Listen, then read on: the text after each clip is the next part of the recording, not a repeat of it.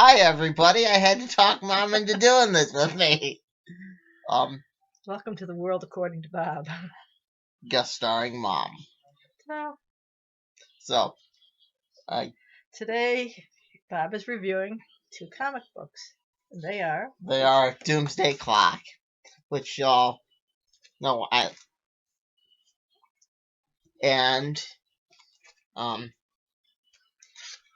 Heroes in Crisis. Yeah, final one. final one. Okay, let's do Heroes in Crisis first. Okay, she's gonna give her opinion on Heroes in Crisis. Heroes in Crisis I did not like as well as I liked Doomsday Clock. Reason being, Heroes in Crisis, they show all these different heroes, right? Alright. And before they had the heroes... We're with you so far. Well, the heroes that they were showing were ones that Were all the died. dead ones. Yeah, they all died. Now it's like almost every page it's just heroes. Somebody Well, talking. it detracts from the story, the main story, and it's like, just get to the flipping point. You know, I don't know.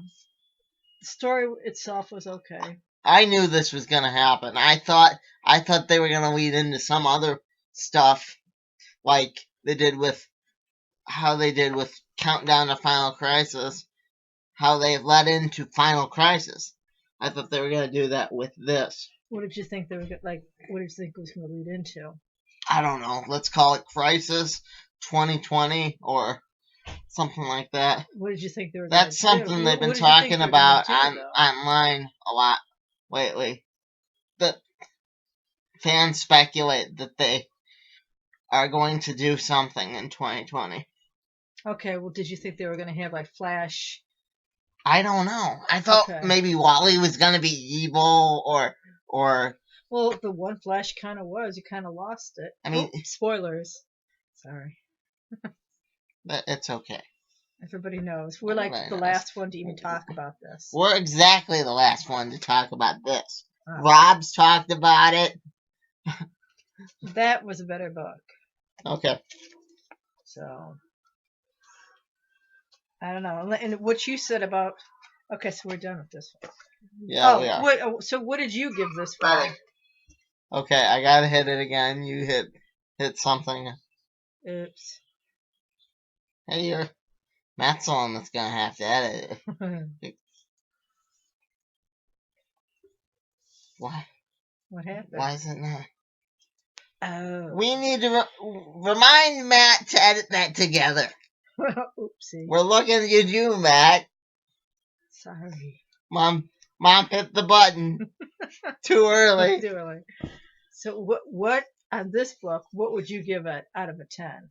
Out of a 10, I normally do 5. Okay, out of 5. Out of 5, I'll give it a definite 3.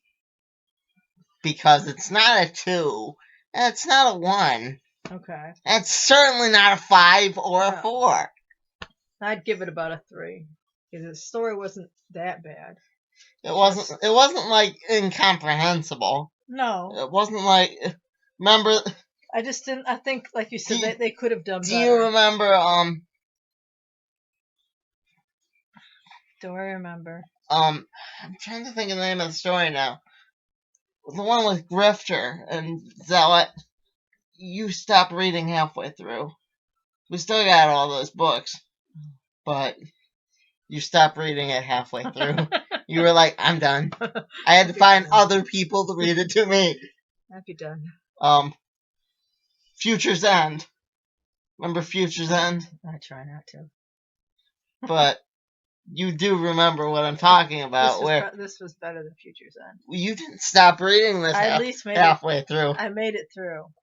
Anyway. This one. Doomsday Clock. Okay, Doomsday Clock. I liked it because it brought in Earth 2 Superman. Okay.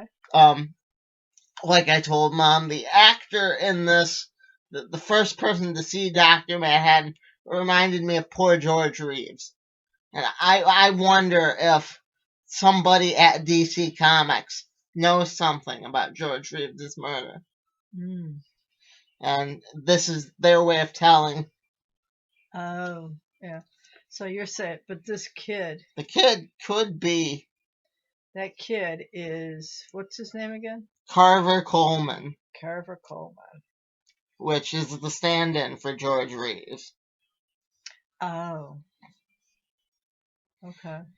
Yeah, he stood in for George Reeves, and For real? I mean, there was an actual person named Carver Coleman? no actual person. Okay. And I liked how the ending connected. The cover made me wonder, Uh-huh. which is always a good thing. I pointed out to Mom that is a real cover, but it doesn't have Dr. Manhattan On the real cover. on the real cover. But this one kind of makes me wonder, okay, did Manhattan go back and change that issue? So now, does he know the Justice Society?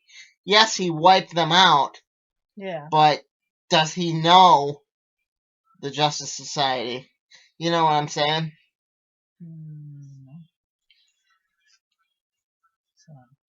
And Mr. Aaron thinks the villain's Superboy Prime. That's who's convincing Manhattan to wipe out all the heroes. Oh.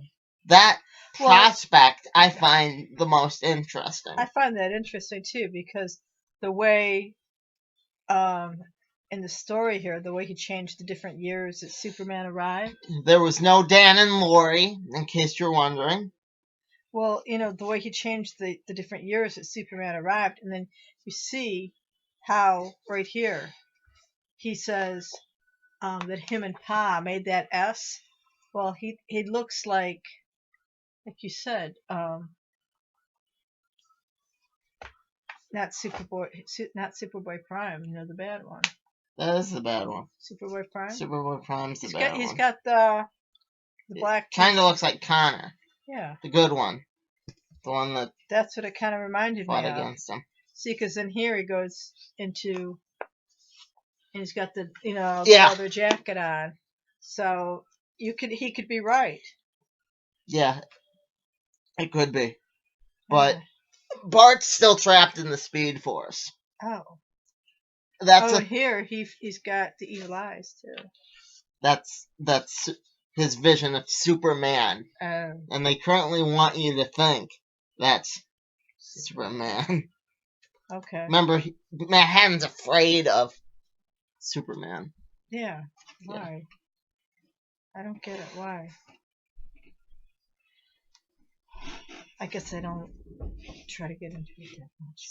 So yeah, it was really That was exactly it. It was enjoyable if you got into it, and being that I've really, excuse you, really looked into. Yeah, excuse me. Really looked into this story. I really appreciated all the nuances and little tiny details. Oh, and like the car that crashed is the same color of the car that Superman lifts over his head in the first appearance of him in the 1930s. Oh. I have my reprint of that. I can show it to you. You have to dig it out. I don't know. I sent for that on mail. Don't yell. I sent for that on mail away. That's only for us true fans. And I loved how Manhattan can change his appearance. Some people may complain about. What do you mean he changed his appearance? He changed his appearance so the waitress could. Oh, I see what you're saying. Yeah. It doesn't show what she sees. No, it doesn't. But he says, "I changed my appearance." Yeah. Right there. They want to. Sorry. No, it's right. There's the car. Yeah, there's the car. He was wearing a wrestling outfit and a cape. But that's Superman that lifted the car. Yeah. That was Earth 2 Superman. Here, you don't need any, hi there, table for two. Yes, thanks. I don't understand, why isn't she? I'm shifting the colors and frequencies. She sees what I want her to see. Which may look. That is John. That's what he looks like. That's what she sees. I didn't even catch that the first time. See? There's stuff here that you got to go back and look at. You have to go back and look at. Yeah. And see. Okay. The back I'm still wondering about is the notes to Mothman's sister that Mothman was writing. In which book? In number 4, I think. I don't know, Mom. But in the one he died in, that I'd have to go back. That's still the saddest part of the story. Yeah, it was. So, I really enjoyed the book overall. I'd give it a definite 4.